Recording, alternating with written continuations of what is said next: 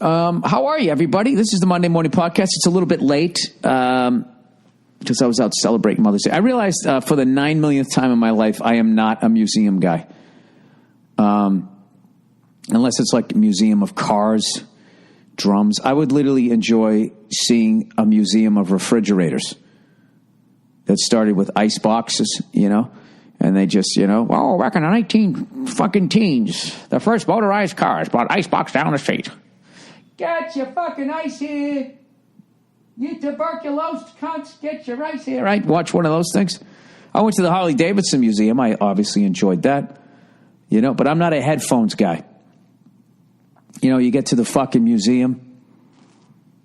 I'm going to tell you guys what kind of guy I am by telling you all the guys I'm not. And then you can, through process of elimination. Okay? What you've learned on this fucking podcast already. I'm not a museum guy. I'm not a headphones guy.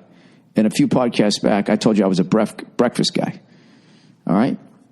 I'm the kind of guy that tells you what kind of guy he is and he isn't. Whether you asked or not. And I'll go on and on and on and on and on, and you won't even get to speak. That's the kind of guy I am. I don't like going to museums and you get that little fucking recorder. And then you have like the headphones and shit. You got to walk around and look at every goddamn exhibit. I just kind of blow through it and get a gist. And if anything catches my eye, I'm fine with it. You know? I don't need to look at every goddamn knick-knack and see what like a brooch looked like in the Middle Ages. So I went to the J. Paul Getty Villa. And I imagine 17 million probably put that pool in. So, well, then a lot of people would give their ear for that. So maybe he was right. I don't know. I don't fucking know. Anyways, that's what I would do. If my parents were that fucking rich, my parents were that goddamn rich, I would die of a drug overdose or something. Might go out and get a job, you know? But what sucks is when you're that level rich, they can always hang it over your head. So I would probably rebel and just go my own way. Be one of those fucking morons, you know? Instead of having to fucking jump through every hoop, all of a sudden you got to take fencing classes and all that shit that makes you a gentleman. Learn how to sail.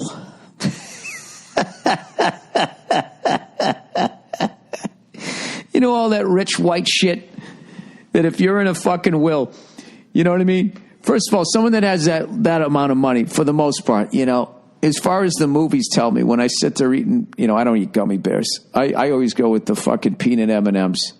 You can't get the ones that don't have peanuts in them. When you get the plain M&Ms, if you actually eat a movie-sized bag of one of those, you are so full of sugar, like you start having like disturbing thoughts. You got to get the peanut M&Ms, I think, or I'll get the chocolate covered almonds. Hey, I'm a fucking peanut M&M guy. I'm not a plain M&M. When did I start saying what kind of guy I am? This is some middle-aged shit. You realize that? When you start talking about that shit, you know, trying to carve out, you know, hoping somebody someday is going to make a statue of you. It ain't happening.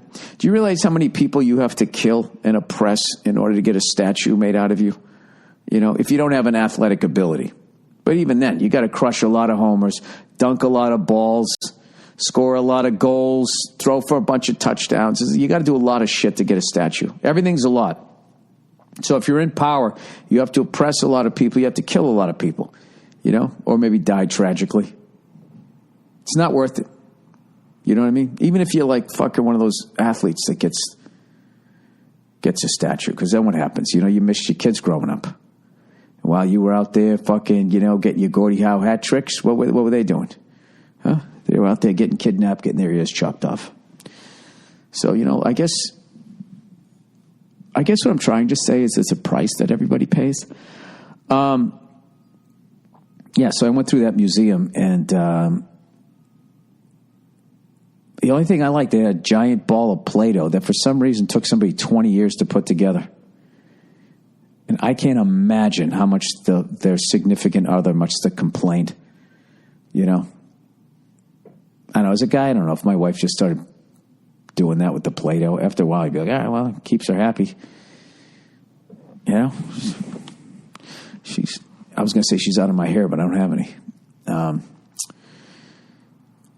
Yeah, other than that, I don't know, it's just a bunch of fucking weird-looking statues. Nobody looked happy back in the day. You know, everybody's just fucking grumpy. That's because most people died by the time they were like 20. Like, you know, like now, like people have a problem contemplating their own mortality because you can, you know, even if you're a moron, you can pretty much live a good 70 years. So you don't have to think about it for a while.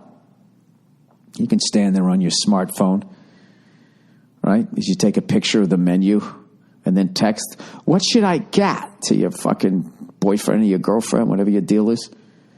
But back then, you know, people like you got a fever and you just died. You know, you fell off something. You know, your leg turned fucking black. You just fucking, people died back then. You know, they didn't just keep going the way we do. Once you fucking, you know, anything happened to you back then, you've just fucking died.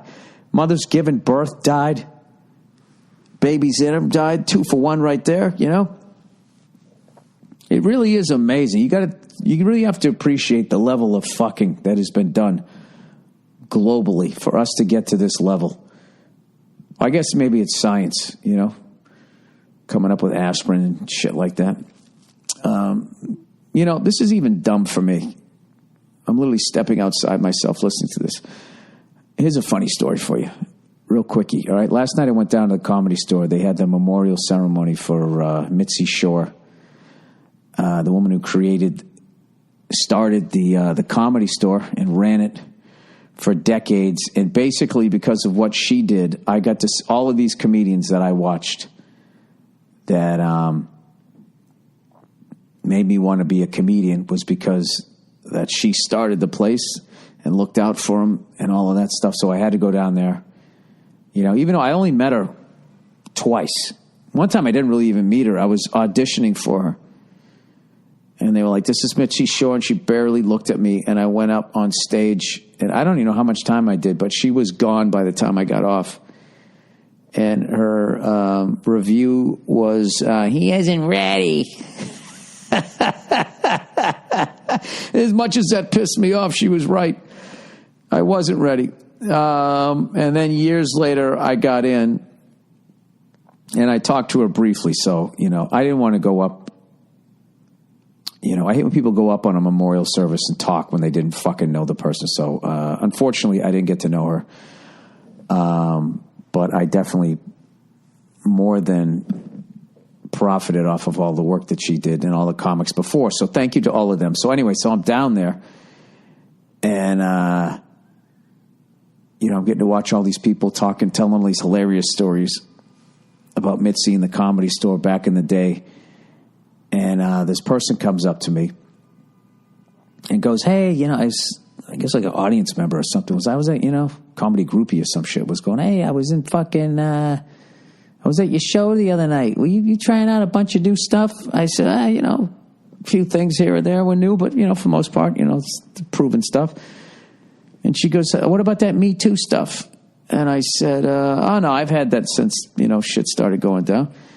And she goes, would you like to hear my opinions of that material as a woman, as a female? She goes, would you like to hear my opinions on that material as a female? And I just go, no. I walked away.